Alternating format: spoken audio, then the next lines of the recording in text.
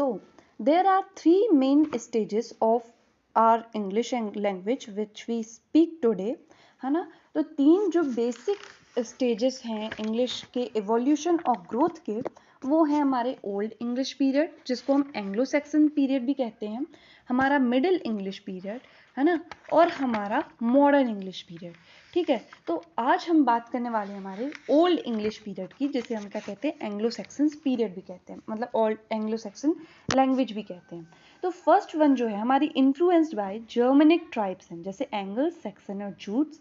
Second one is influenced by French and the final is started from the 16th century, ठीक है, जिसको आज हम मॉडर्न इंग्लिश के नाम से भी जानते हैं। तो ओल्ड इंग्लिश में हमें देखना है उसकी हिस्ट्री और पर्सपेक्टिव्स। तो history of Old English start कहाँ से होती है, जब Germanic tribes like Angles, Saxons और जूट्स इन्वेड करते हैं हमारे इंग्लैंड पर, और उनका इंटरेक्शन होता है विद नेटिव सेल्टिक इनहेबिटेंट्स, मतलब जो इंग्लैंड में पहले से लोग रह रहे थे उन्हें हम सेल्टिक पीपल से बोलते हैं। ठीक है, जो इंग्लैंड था पहले वहाँ पे कौन रहते थे, रोमन रहते थे, लेकिन रोमन के खुद के देश में जब आपदा आई तो उन्होंने ब्रिटेन से क्या कर लिया, विड्रॉल कर लिया इन अर्ली 5th सेंचुरी। और फिर वहीं से Germanic tribes like Angles, Saxons, Jute and Frisians migrate कर जाती हैं इस आइलैंड पे। ये ट्राइब्स कहाँ से आई थी, नदर्न जर्मनी से आई थी, ठीक है, और ये नॉर्थ सी से अपनी वुडन शिप से आई थी। आप आंसर बढ़ाने के लिए ये सब लिख सकते हैं, they were very brave and powerful. और ओल्ड इंग्लिश को ही हम जर्मनिक लैंग्वेज इसलिए कहते हैं क्योंकि इसका बहुत ज़्यादा इन्फ्लुएंस है फ्रॉम जर्मनिक लैंग्वेज, क्योंकि जर्मन से ही ट्राइब्स आई थी, है ना। तो ट्राइब्स आएंगी तो भाई आते ही साथ तो सेल्टिक लैंग्वेज बोलने नहीं लग जाएंगी, उन लोग तो अपनी ही लैंग्वेज बोलेंगी, राइट।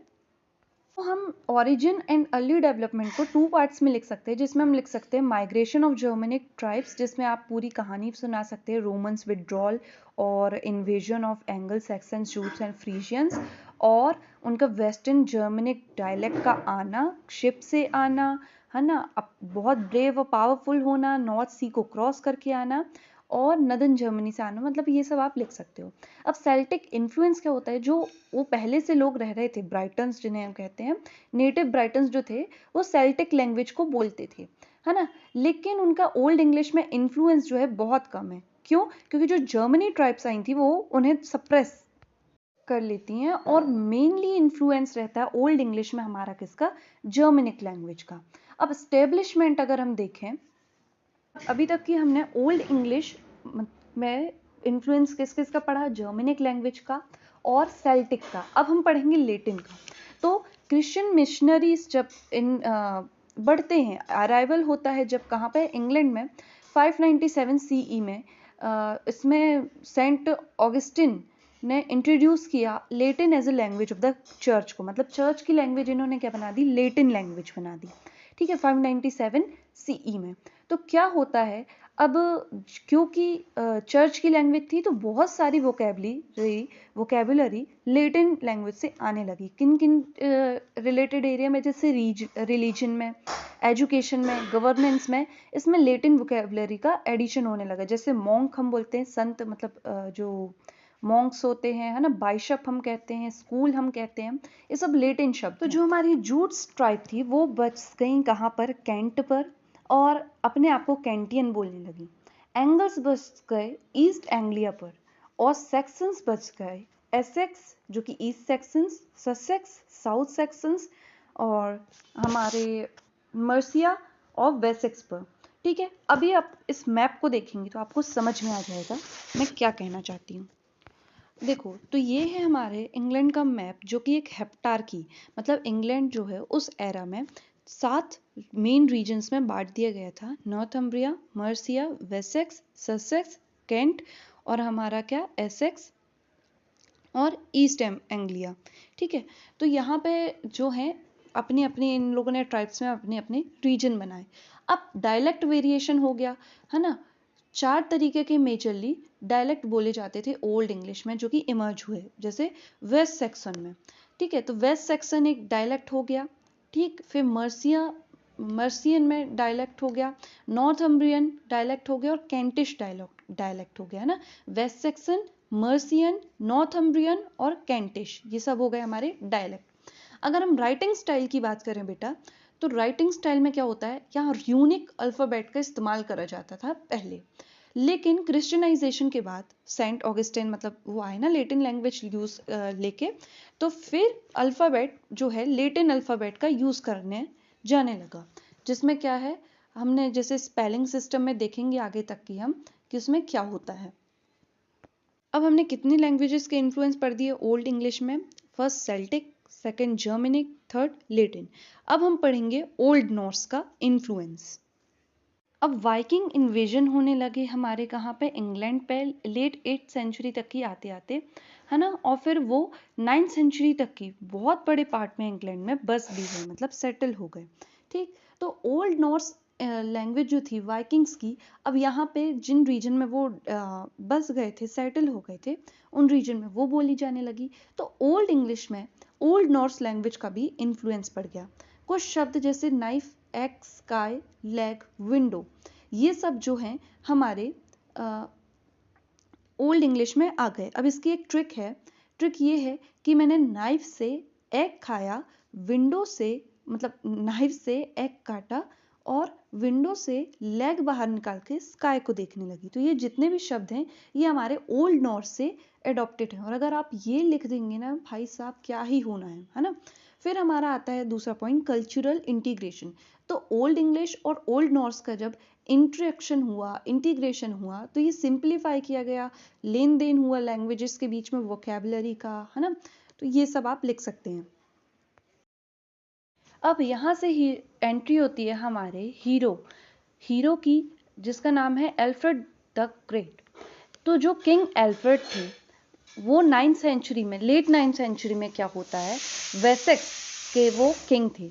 अब उन्होंने क्या किया, वाइकिंग के इन्वेजन को रेजिस्ट किया और प्रमोट किया इंग्लिश के यूज को, टू यूनिफाई कल्चरल फोर्सेस, है ना, मतलब उनको ये वाइकिंग्स का आना अपने कल्चर पर एक दाग टाइप का लगा, और उन्होंने रेजिस्ट किया और ओल्ड इंग्लिश को बढ़ावा देने के लिए, क्योंकि लैंग्वेज एक बहुत पावरफुल वेपन है किसी भी चीज को बदलने के लिए, है ना।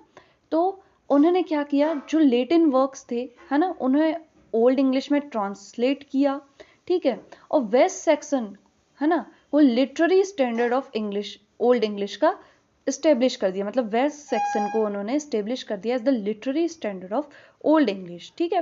अब यहीं से लिटरेसी का बढ़ाव हो जाता है ना, जो मोनेस्ट्रीज होती हैं वो सेंटर ऑफ लर्निंग बन जाती हैं, और old English begin to use. अब ओल्ड इंग्लिश, क्योंकि किंग एल्फ्रेड ने बहुत सारे रिफॉर्म्स करे, तो ओल्ड इंग्लिश भी लीगल, रिलीजियस और हिस्टोरिकल टेक्स्ट में यूज करने लग जाती है।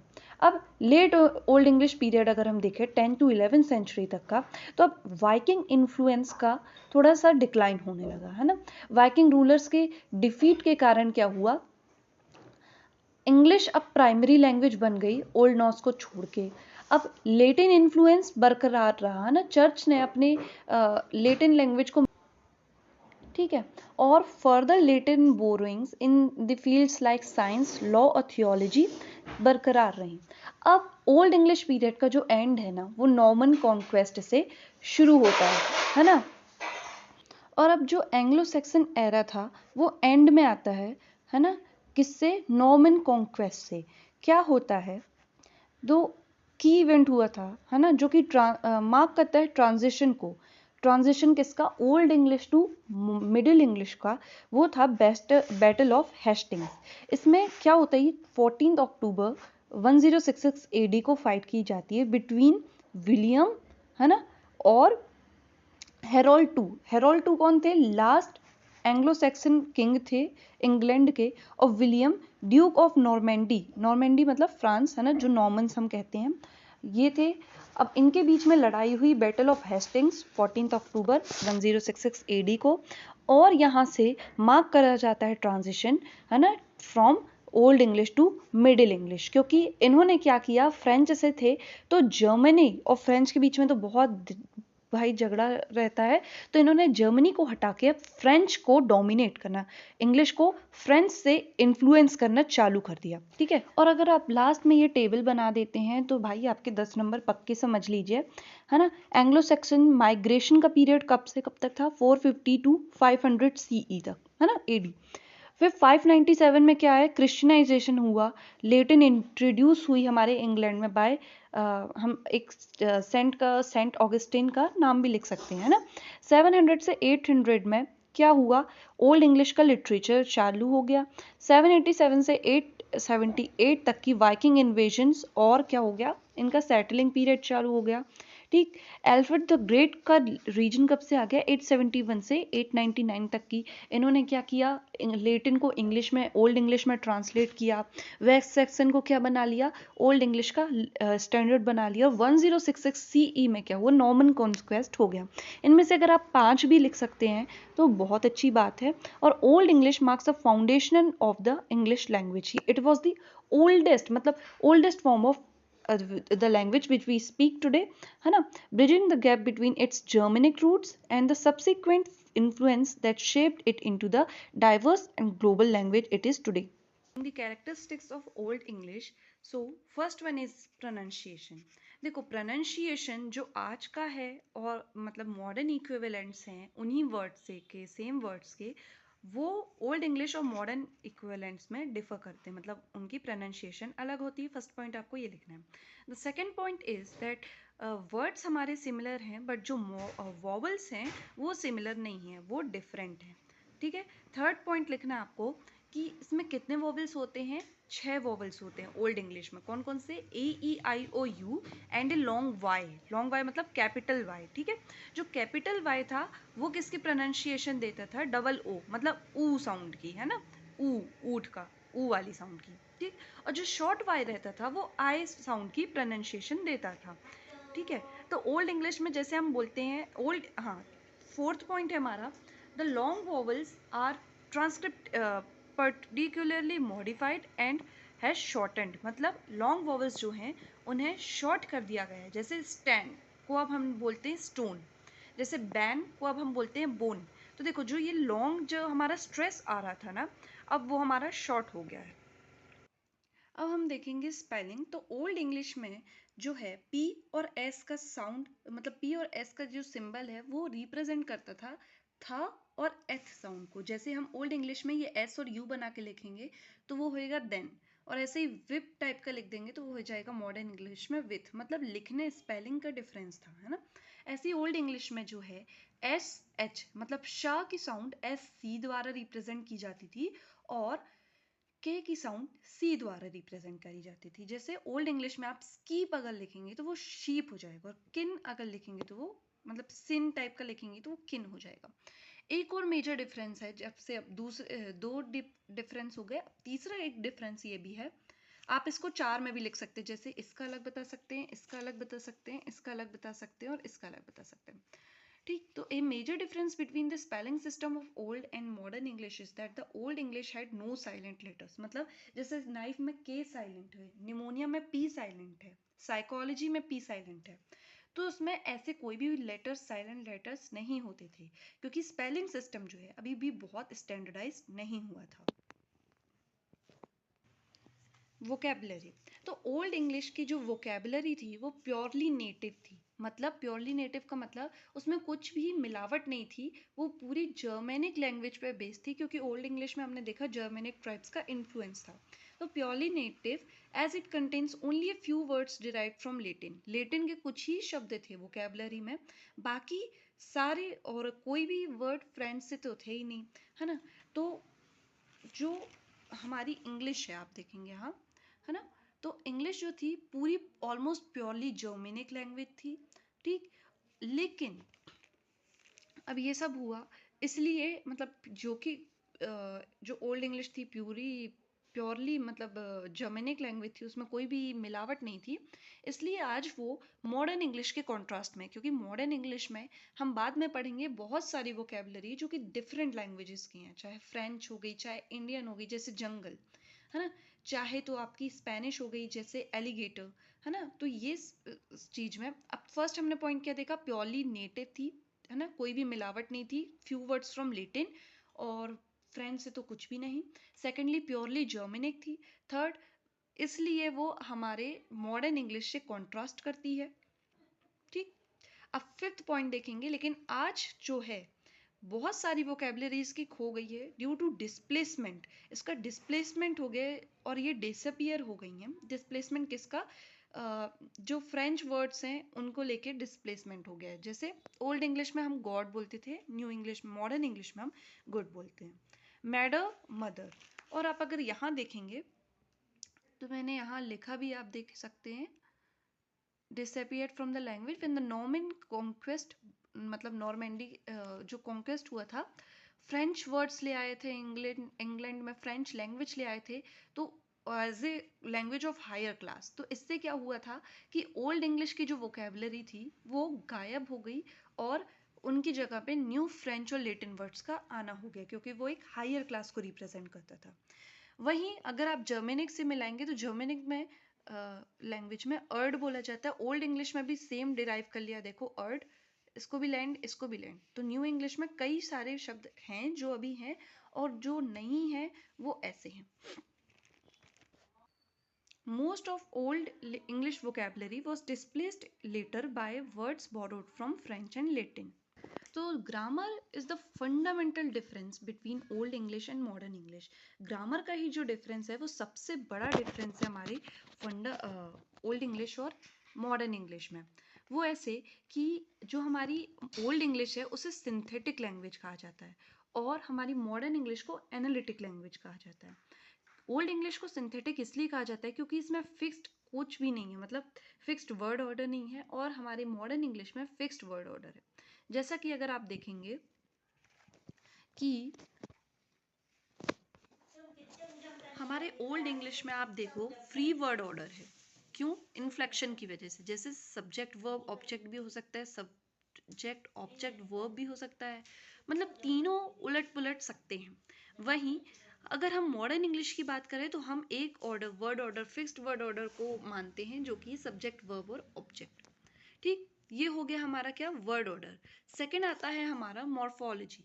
तो मॉर्फोलॉजी में अगर हम देखें तो ओल्ड इंग्लिश में बहुत सिमिलर थी ये लेटिन और जर्मन से। जो नाउन, प्रोनाउन और एडजेक्टिव के केसेस होते हैं, इसमें 4 केसेस होते हैं: नॉमिटिव, एक्यूसेटिव, है ना, जेनिटिव और एडेटिव। और वहीं 3 जेंडर्स, मैस्कुलिन, फेमिनिन और न्यूटर, और नंबर सिंगुलर, प्लूरल, डुअल इन प्रोनाउंस में। ठीक है। वहीं अगर हम मॉडर्न इंग्लिश की बात करें तो अब एनालिटिक होने के कारण वो लिमिटेड इन्फ्लेक्शन के कारण है ना। नाउन के केसेस तो मतलब सारे ही चले गए, और वहीं अगर हम प्रोनाउंस में देखें तो ही, हिम, हीज टाइप के ही अब बचे हैं। वहीं अगर हम देखो आर्टिकल्स और डिटर्मिनर्स की बात करें तो जो अगर हमारे आर्टिकल्स ओल्ड इंग्लिश में क्या थे? से, पेट, सीओ टाइप के। ठीक है। अब प्रोनाउंसिएशन के लिए माफ़ी चाहूँगी, है ना।